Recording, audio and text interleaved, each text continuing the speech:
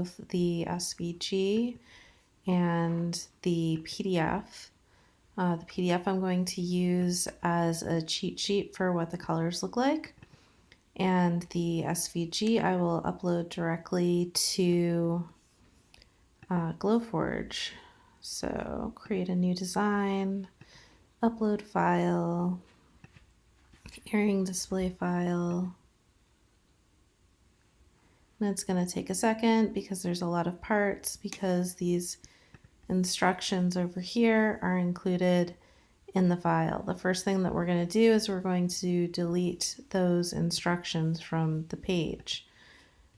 This instructions over here end up helping people who are using other software other than Glowforge software. So delete those. Next, make sure that you've got your material selected. I'm using medium basswood plywood. And then there is one thing that is not exactly Glowforge ready yet, and that is that we have the large shape down here and it won't fit. So go ahead and move it to where it will fit. Next, let's look at the key. This is this purple part here, which is a higher engrave power. So I'm going to set that to engrave, not cut. And then I'm going to increase the engrave power by 10. It just makes it show up a little bit more because it's such a small font. All right. And then this next one is the size matters on the top and the numbers down the side. Those are brown, which is engrave again. So set that to engrave. And then,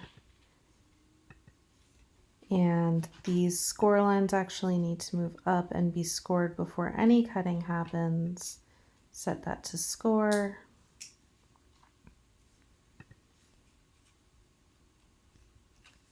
So we're going to cut these little feet out first. Feet get cut, proof grade cut.